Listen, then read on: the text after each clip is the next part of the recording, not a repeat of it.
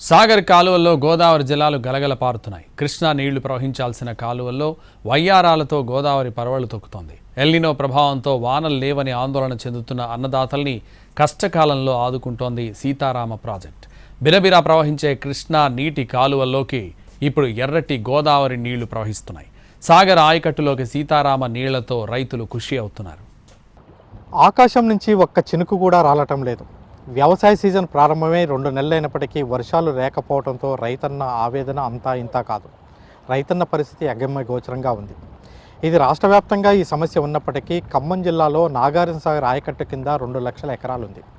అయితే ఈ నాగార్జునసాగర్ కాలువల్లో కృష్ణమ్మ బిరబిరా ప్రవహించాల్సి ఉండగా ఇప్పుడు మాత్రం సీతారామ కాలువల నుంచి గోదావరి తల్లి వయ్యారాలు వలక వస్తూ ప్రయాణం చేస్తుంది. ఇది ఎలా సాధ్యమంటారా? అది సీతమ్మ సాగర్ ద్వారానే సాధ్యమవుతుంది. ఎల్నినో ఎఫెక్ట్తో ఇప్పటి వరకు గట్టివాన పడలేదు. కొన్ని రోజులుగా చినుకు జాడే లేదు. ఉమ్మడి నల్గొండ, ఖమ్మం జిల్లాలకు ప్రాణప్రదమైన నాగార్జునసాగర్ ప్రాజెక్టులో నీటి మట్టం తగ్గిపోతూ ఉండడంతో రైతుల్లో కలవరం మొదలైంది. ఈ తరుణంలో రాష్ట్ర ప్రభుత్వం తీసుకున్న నిర్ణయంతో కృష్ణమ్మ రాలేదన్న బెంగను గోదావరి నీళ్లు తీరుస్తున్నాయి. సీతారామ ప్రాజెక్ట్ మోటార్లను రన్ చేయించి వాటి ద్వారా సాగర్ కాలువల్లోకి ప్రవహించేలా చేస్తున్నారు. దీంతో కృష్ణనీటితో ప్రవహించే సాగర్ ఆయకట్టు ప్రాంతాలు ఇప్పుడు గోదారమ్మ నీటితో పులకించిపోతున్నాయి. భద్రాద్రి, ఖమ్మం, మహబూబాబాద్ జిల్లాల్లో 10 లక్షల ఎకరాలకు సాగునీటి లక్ష్యంగా గత ప్రభుత్వంలో పునాది పడిందే సీతారామ ప్రాజెక్ట్. గోదావరి నీళ్లు వృధాగా పోతున్నాయని, ఆ గోదావరి నీళ్లతో ఉమ్మడి ఖమ్మం జిల్లాను సస్యశ్యామలం చేస్తూనే సాగర్పై ఆధారపడకుండా చేయాలన్న సంకల్పంతో ఈ ప్రాజెక్టును డిజైన్ చేశారు. 13,000 కోట్లతో ఈ ప్రాజెక్టుకు రూపకల్పన చేసినప్పటికీ ఆలస్యం వల్ల వ్యయం పెరిగింది. ఇప్పుడు దీని అంచనా వ్యయం 20,000 కోట్లకు పెరిగింది. అయితే గత బీఆర్ఎస్ ప్రభుత్వంలో 8,000 కోట్ల రూపాయలను వెచ్చించి 100 కిలోమీటర్ల కాలువలు తవ్వారు. అదేవిధంగా 4 చోట్ల మిషన్లు సైతం పెట్టారు. కానీ వాటిని ఆన్ చేయించలేదు. దీంతో కాంగ్రెస్ సర్కార్ అధికారంలోకి వచ్చిన తర్వాత మంత్రి తుమ్మల నాగేశ్వరరావు దీనిపై ప్రత్యేక శ్రద్ధ వహించారు. ఏన్కూరు సమీపంలో సీతారామ కాలువల నుంచి ఒక కాలువను సాగర్ కాలువ వరకు తవ్వించారు. దీనికైన వ్యయం 100 కోట్లు మాత్రమే. ఇంకేముంది, ఇది సక్సెస్ అయింది. సాగర్ కాలువలో 14 కిలోమీటర్ల వెనుకకు వెళ్లి వైరా రిజర్వాయర్లో నీళ్లు పడుతున్నాయి. మనం చూస్తున్నది ఇప్పుడు వైరా రిజర్వాయర్ ప్రాజెక్టు. దాదాపు ఒక శతాబ్దం క్రితం నిర్మాణం చేసిన ప్రాజెక్టు. అయితే ఇది ఎప్పుడు కూడా నాగార్జునసాగర్ ప్రాజెక్టు మీద ఆధారపడి ఉండదు. కానీ అడపాదడపా కరువు వచ్చినప్పుడు మాత్రమే ఇందులోకి నాగార్జునసాగర్ నీళ్లను విడుదల చేస్తారు. కానీ ఈ ఏడాది వర్షాభావ పరిస్థితుల వల్ల నాగార్జునసాగర్ నీళ్ళు లేకపోవడం, నాగార్జునసాగర్ ఆయకట్టు అంతా కూడా ఇబ్బందికరంగా ఉంది. అయితే నాగార్జునసాగర్కు నీళ్లు రాని సందర్భంలో కూడా ఈ వైరా రిజర్వాయర్ నుంచి ఈ వైరా నియోజకవర్గం మొత్తం కూడా సస్యశ్యామలం అయ్యే పరిస్థితి ఉంటుంది.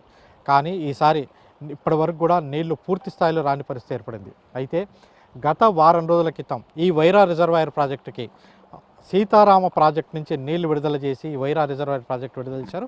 మనం చూడవచ్చు అంత దూరాన చాలా అంటే వైరా రిజర్వాయర్ బ్యాక్ సైడ్లో గోదావరి జలాలు వచ్చి చేరుతున్నాయి.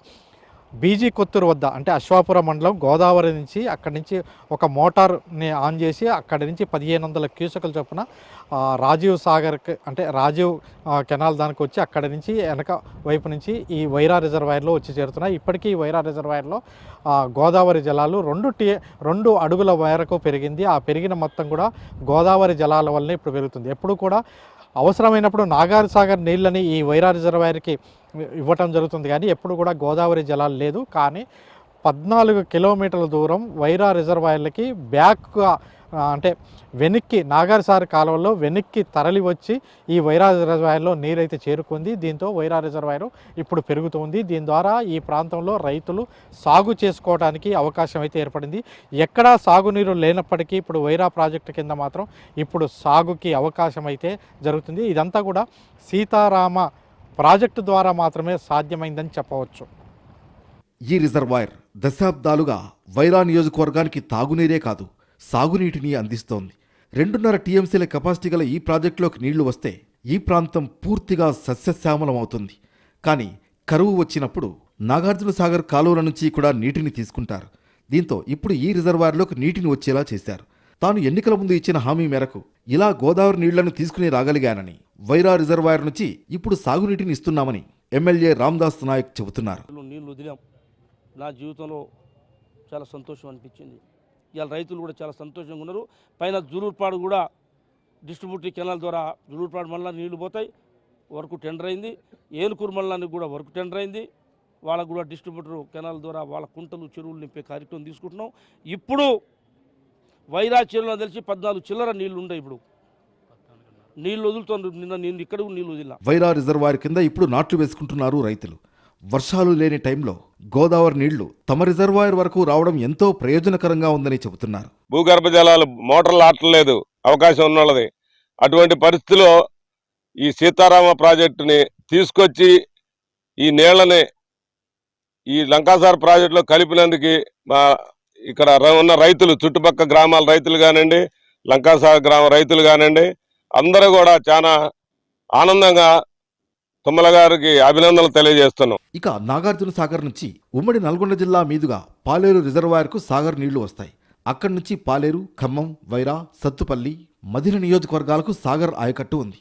కానీ ఇప్పుడు సాగర్ ఆయకట్టులోకి నీళ్లు వచ్చే అవకాశాలు కనిపించడం లేదు. సాగర్లో నీళ్లు లేకపోవడంతో ఈ ప్రాంత వాసులు కలవరపడుతున్నారు. ఇప్పటి వరకు ఖమ్మం జిల్లాలో వరప్రదాయనిగా, రైతులకి వరప్రదాయనిగా ఉన్నది నాగార్జున సాగర్ ప్రాజెక్టు.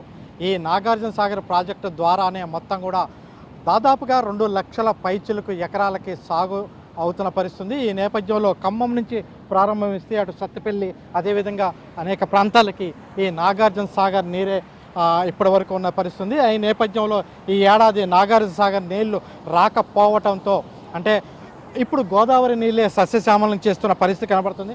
మనం చూస్తున్నాం ఈ నీటు మొత్తం కూడా ఇదంతా కూడా గోదావరి పరివాహక అంటే గోదావరి నుంచి తరలి వస్తున్న నీళ్లు. ఈ నీళ్ళన్నీ కూడా ఇప్పుడు సీతారామ ప్రాజెక్టు ద్వారా ఆ తర్వాత అక్కడి నుంచి అంటే వైరా రిజర్వాయరు, అదేవిధంగా ఏన్కూరు సమీపం నుంచి అంటే కల్లూరు, సత్తుపల్లి ఈ ప్రాంతానికి నాగార్జున సాగర్ ఆయకట్టు ప్రాంతానికి ఈ గోదావరి నీళ్లు సస్యశ్యామలం చేయబోతున్నాయి. దాదాపుగా 13,000 కోట్ల రూపాయలతో వెచ్చించి నిర్మాణం చేపట్టిన ఈ ప్రాజెక్టు అంటే ఇప్పుడు గత 2 ఏళ్ల నుంచి ఈ ప్రాజెక్టుకు సంబంధించి అడపాదడప ప్రయోగాలు చేస్తున్నప్పటికీ అంటే 2024లో 2 సార్లు, 2025లో ఒక్కసారి అంటే గోదావరి నీటిని విడుదల చేసి సాగర్ ఆయకట్టుకు ఇవ్వటానికి ప్రయత్నాలు అయితే చేశారు. ఆ సందర్భంగా అంటే గత 2 సంవత్సరాలు నీటి అవసరం ఏర్పడలేదు. అందువల్ల మళ్ళీ ఆ తర్వాత గోదావరి సీతారామ పంపుల్ని మాత్రం అంటే యూజ్ చేయాల్సిన అవసరం, ఉపయోగించాల్సిన అవసరం రాలేదు. కానీ ఈసారి కరువు చాలా తీవ్ర స్థాయిలో ఉండటంతో ఇప్పుడు గోదావరి నీళ్ళే అవసరం పడుతున్న పరిస్థితి. అంటే భద్రాచలం వద్ద గోదావరి ప్రవహిస్తే అక్కడి నుంచి దాదాపుగా 120 కిలోమీటర్ల దూరం సీతారామ ప్రాజెక్టుల ద్వారా, సీతారామకి సంబంధించిన ప్రాజెక్టుల ద్వారా ఇక్కడికి ఈ నీళ్లు వస్తున్న దృశ్యాలు అనేది మనకు కనపడుతుంది. భద్రాచలం సమీపంలోని అశ్వాపురం మండలం అయ్యగారిపల్లి దగ్గర అప్రోచ్ కెనాల్ ద్వారా బీజీ కొత్తూరు వద్ద పంప్ హౌస్ల నిర్మాణం చేపట్టారు. అక్కడ పంప్ హౌస్లు ఆన్ చేస్తే అక్కడ నుంచి ములకలపల్లి మండలం పూసుగూడెం వరకు చేరుకోగా అక్కడ మోటార్లను ఆన్ చేయడంతో మళ్లీ కమలాపురం దగ్గర 3వ పంప్ హౌస్ను ఆన్ చేశారు. సుమారు 100 కిలోమీటర్ల దూరం ప్రయాణం చేసి రాజీవ్ లింక్ కెనాల్ ద్వారా సాగర్ కాలువల్లోకి చేరుకుంటాయి. ఇక్కడి నుంచి సాగర్ కెనాల్లో 14 కిలోమీటర్ల వెనుకకు ప్రయాణం చేసి అక్కడి నుంచి ఎన్ఎస్పి కెనాల్ వాగు ద్వారా వైరా రిజర్వాయర్కు చేరుకున్నాయి. ఇలా ఇప్పుడు వైరా రిజర్వాయర్ నీటి పరిణామం కూడా పెరిగింది. ఇటువైపు నీళ్లు వస్తుండగా అదేవిధంగా సాగర్ కాలువల ద్వారా నీళ్లు ప్రయాణం చేసి కల్లూరు, సత్తుపల్లిలలో సాగర్ ఆయకట్టు స్థిరీకరణలో ఉపయోగపడుతోంది. వాస్తవానికి 2.2 లక్షల సాగర్ ఆయకట్టు జిల్లాలో ఉంది. ఇప్పుడు వైరా, సత్తుపల్లి ప్రాంతంలోని 1,20,000 ఎకరాల సాగర్ ఆయకట్టుకు నీరు అందుతుంది. మనం చూస్తున్నాం గోదావరి జలాలు అంటే దాదాపుగా భద్రాచలం దగ్గర నుంచి ఇప్పుడు ఖమ్మం అంటే ఖమ్మం సమీపంలోని ఈ వైరా నియోజకవర్గంలోని కొంజెల్ల మండలంలో నాగార్జున సాగర్ కాలువలో వెనక్కి వస్తున్న దృశ్యాలు ఇవన్నీ చూస్తున్నాం. అంటే నాగార్జున సాగర్ ప్రాజెక్టులో ప్రాజెక్టుకు సంబంధించిన కెనాల్ కాలువల్లోకి ఈ నీళ్లు వచ్చిన పరిస్థితుంది. ఈ నీళ్లు ఇప్పుడు అంటే వైరా రిజర్వాయర్కి వెళ్ళటానికి ఈ ప్రణాళిక చేశారు. ప్రధానంగా ఆనాడు కేసీఆర్ గవర్నమెంట్లో సీతారామ ప్రాజెక్ట్ని ఏ విధంగా నిర్మించారో ఆ నిర్మించింది దాదాపుగా 13,000 కోట్ల రూపాయలతో పంప్ హౌజులు, ట్రంక్ కెనాల్ ఇవన్నీ నిర్మించడం జరిగింది. అయితే ఆ నిర్మించిన దాని ఉపయోగం లేకుండా పోయిన సందర్భంలో దీనికి సంబంధించి కాంగ్రెస్ ప్రభుత్వం వచ్చిన తర్వాత ఒక 100 కోట్ల రూపాయలు వ్యయం చేసి రాజీవ్ కెనాల్ పేరుతో ఈ 100 కోట్ల రూపాయలతో లింక్ కెనాల్ని ఏర్పాటు చేశారు. ఆ లింక్ కెనాల్ ద్వారా ఇప్పుడు వైరా రిజర్వాయర్కి వస్తున్న పరిస్థితి. వాస్తవానికి వైరా రిజర్వాయరు ఏనాడు నాగార్జున సాగర్ కాలువ కంటే కూడా వర్షాధారంగానే వైరా రిజర్వాయర్ ఎప్పుడు నిండుతుంది. దాదాపుగా ఒక శతాబ్దం నుంచి ఉన్న ప్రాజెక్ట్ ఇది. అయితే ఆ తర్వాత ఈ ప్రాజెక్టులోకి ఈసారి నీళ్లు రాకపోవడంతో సీతారామ కెనాల్ ద్వారా సీతారామ ప్రాజెక్టుకి సంబంధించి ఒక మోటార్ని రన్ చేసి దాని ద్వారా ఇక్కడికి నీళ్లు విడుదల చేశారు. చెప్పాలంటే నిజానికి కృష్ణా ఆయకట్టులో ఎక్కడ కూడా ఒక్క చుక్క నీరు లేని పరిస్థితుంది. ఆ పైనుంచి ఆల్మట్టి, జూరాల, అదేవిధంగా తుంగభద్ర, శ్రీశైలం వరకు కూడా ఒక్క చుక్క కూడా నీరు రాని పరిస్థితుంది. ఇప్పుడు నాగార్ సాగర్లో 510 అడుగుల దగ్గర ఉంది.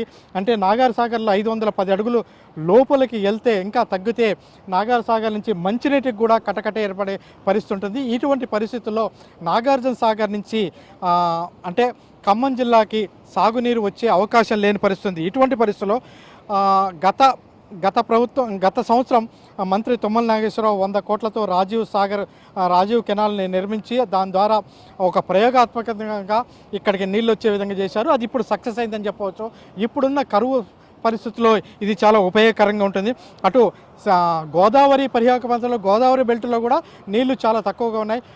మొన్న గోదావరిలో 2 అడుగుల నుంచి 22 అడుగులు వచ్చిన గోదావరి ఆ తర్వాత 9 అడుగులకి పడిపోయిన పరిస్థితి. ఈ నేపథ్యంలో గోదావరి నుంచి ఒక మోటార్ని రన్ చేసి 1500 క్యూసెక్కులతో నాగార్జున సాగర్ కాలువల వైపు మళ్లిస్తున్నారు. దీని ద్వారా అంటే ఖమ్మం జిల్లాలో 2 లక్షల ఎకరాల వరకు నాగార్జున సాగర్ ఆయకట్టు పండుతుంది. అయితే ఇప్పుడు ఉన్న సిచ్యువేషన్లో మొత్తం కూడా నాగార్జున సాగర్ ఆయకట్టు అంటే వైరా దిగువన మధిర నియోజకవర్గం సత్తుపల్లి, అదేవిధంగా సత్తుపల్లి ఈ ప్రాంతాల్లోకి ఈ నీళ్ళన్నీ కూడా వెళ్తున్న పరిస్థితి. ఈ నీళ్లతో మొత్తం కూడా నాగార్జున సాగర్ ఆయకట్టు కూడా సస్యశ్యామల అయ్యే అవకాశం ఉంటుంది.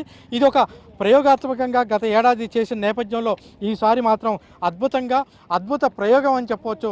సీతారామ కెనాల్ ద్వారా 100 కిలోమీటర్ల ప్రయాణం చేసి ఆ తర్వాత నాగార్జున సాగర్ కాలువల్లో కూడా మరో 60 కిలోమీటర్ల వరకు కూడా ప్రయాణం చేస్తూ అంటే ఇటు వైరా రిజర్వాయర్ కింద ఉన్న వేలాది ఎకరాలకి, అదేవిధంగా ఆ తర్వాత సత్తుపల్లి, కల్లూరు, తల్లాడ, మధిర నియోజకవర్గాలు కూడా నాగార్జున సాగర్ కాలువల ద్వారా అంటే కృష్ణాకి సంబంధించిన కాలువల్లో అంటే నాగార్జున సాగర్ కాలువల్లో కృష్ణమ్మ బిరబిర అంటూ ప్రవహిస్తుందని చెప్తుంటారు. కానీ అట్లాంటి కృష్ణమ్మ ప్రవహించే కాలువల్లో ఇప్పుడు వయ్యారాలకు వస్తూ గోదావరి జలాలు ఈ కాలువల ద్వారా పంట పొలాలకి వస్తున్న పరిస్థితి. ఇది ఈ ఏడాది మరో ప్రయోగాత్మకంగా చెప్పవచ్చు. ఇదే కనుక సక్సెస్ అయితే ఖమ్మం జిల్లాలో సీతారామ ప్రాజెక్టు పూర్తి స్థాయిలో నిర్మాణం అయితే ఖమ్మం జిల్లాకి మొత్తం కూడా ఖమ్మం, భద్రాద్రి జిల్లాలు, అదేవిధంగా మహబూబాద్ జిల్లాలకి ఈ మొత్తానికి కూడా ఈ గోదావరి జలాలతో సస్యశ్యామల అయ్యే అవకాశం ఉంటుంది. మొత్తం మీద గత ఏడాది ప్రయోగాత్మకంగా చేసిన ఈ పథకం, ఈ రాజీవ్ కెనాల్ ద్వారా తీసుకొచ్చిన ఈ నీళ్లు ఈసారి మాత్రం రైతులకి వరంగా రైతుల పంటల్ని సస్యశ్యామలం చేయనున్నాయి. ఉమ్మడి ఖమ్మం జిల్లా 44 మండలాల్లో 15 చోట్ల లోటు వర్షపాతమే, 20 మండలాల్లో సాధారణ వర్షపాతానికి అటు ఇటుగా నమోదైంది. దీంతో ఇప్పుడు ఈ నీటి ప్రవాహం చాలా ఉపయోగకరంగా ఉంది. సాగర్ ఆయకట్టుకు కృష్ణా నీళ్లు వచ్చే అవకాశమైతే కనిపించడం లేదు. ఇటువంటి పరిస్థితుల్లో ఇప్పుడు గోదావరి జలాలతో తమ పంటలను సాగు చేసుకునేందుకు ఉపయోగపడుతుందని చెబుతున్నారు రైతులు. గోదావరి వాటర్ని ఇక్కడికి తెప్పేయటం అసలు మేము కల్లో కూడా ఊహించలేదు. ఇప్పుడు ఇది చూస్తుంటే చాలా ఆనందంగా, సంతోషంగా ఉంది. ఈసారి సాగర్లో నీటి మట్టం అడుగంటింది. ఈ క్రమంలో రాష్ట్ర ప్రభుత్వం సీతారామ ప్రాజెక్టు నుంచి గోదావరి జలాలను ఎన్ఎస్పీ కాల్వల ద్వారా వైరా, లంకాసాగర్ జలాశయాల్లోకి మళ్లించాలని నిర్ణయించింది. వ్యవసాయ శాఖ మంత్రి తుమ్మల నాగేశ్వరరావు విజ్ఞప్తితో ముఖ్యమంత్రి రేవంత్ రెడ్డి సీతారామ పంప్ హౌస్కు విద్యుత్ సరఫరా చేయాలని అధికారులను ఆదేశించారు. భద్రాద్రి జిల్లాలోని 3 పంప్ హౌస్లను 2024 ఆగస్టు 15న డిప్యూటీ సీఎం భట్టి విక్రమార్క, మంత్రులు తుమ్మల, పొంగులేటితో కలిసి సీఎం రేవంత్ రెడ్డి ప్రారంభించారు. ఈ పంప్ హౌస్ ద్వారానే ఇప్పుడు గోదావరి నీటిని సాగర్ కాలువలోకి చేర్చి రైతులను ఆదుకుంటున్నారు. గోదావరి నీళ్లు ఇవాళ పుణ్యస్నానానికి అక్కడికి వెళ్ళి స్నానం చేసే నీళ్ళు ఇవాళ మేము నెత్తి మీద చల్లుకొని పశువులు కూడా మనుషులు ప్రతి ఒక్కళ్ళు వచ్చి ఆనందంగా చేస్తున్నారు. మా పంటలు చాలా దెబ్బతిన్నాయి. నారుమడికి కూడా నీరు లేవు ఇంతకుముందు. ఈ నీరు రావడంలో నారుమళ్ళకి కానీ ఊరు నాట్లకు కానీ ఆనందంగా నాట్లేస్తారు. గోదావరిలో మొన్న 2 అడుగుల నుంచి 18 అడుగులకు చేరింది. దీంతో గోదావరిలో సీతారామ పంప్ హౌస్లను రన్నింగ్ చేయించారు. ఇప్పుడు గోదావరిలో 8 అడుగులకు నీళ్లు పడిపోయాయి. ఏ క్షణంలోనైనా పంప్ హౌస్లను నిలిపివేసే అవకాశం కూడా ఉంది. దీంతో మళ్లీ మొదటికొస్తుంది. ఏ ఒక్క చిన్న వర్షం గోదావరి పరివాహక ప్రాంతంలో పడినా మళ్లీ గోదావరి స్పీడ్గా పెరుగుతుందని అధికారులు, రైతులు ఆశిస్తున్నారు. మొత్తానికి సాగర్ కాలువల్లో అంటే కృష్ణా నీళ్లు ప్రవహించే కాలువల్లో ఇప్పుడు గోదావరి నీళ్లు గలగల ప్రవహిస్తున్నాయి. ఇది సక్సెస్ఫుల్గా సాగితే ఖమ్మం జిల్లాలో కరువు వచ్చినప్పుడు ఇది ఎంతగానో ఉపయోగపడుతుంది. నదుల అనుసంధానం గురించి ప్రతి ఒక్కరు చెప్తుంటారు. ఇప్పటికే కృష్ణా నీళ్లలో కొరత ఉండటంతో కృష్ణా పరివాహక ప్రాంతంలో గోదావరి నీటిని తీసుకుని వచ్చేందుకోసం అనేక చోట్ల ప్రయత్నాలు జరుగుతున్నాయి. ఆ ప్రయత్నం సఫలీకృతంగా కొనసాగుతుంది ఉమ్మడి ఖమ్మం జిల్లాలో. భద్రాచలం పరివాహక ప్రాంతంలో ఉండే గోదావరి జలాలు ఖమ్మం ప్రాంతంలో నాగార్జున సాగర్ ఆయకట్టుని సస్యశ్యామలం చేస్తున్న దృశ్యాలు ఇవి. ఎర్రగా ఉండే గోదావరి జలాలు ఇప్పుడు బిరబిర అంటూ ప్రవహిస్తూ నాగార్జున సాగర్ కాలువల్లో ప్రవహిస్తూ నాగార్జున సాగర్ ఆయకట్టుని సస్యశ్యామలం చేస్తున్నాయి. కెమెరా పర్సన్ పృథ్వీతో భూపాల్, ఎన్టీవీ, ఖమ్మం జిల్లా నుంచి.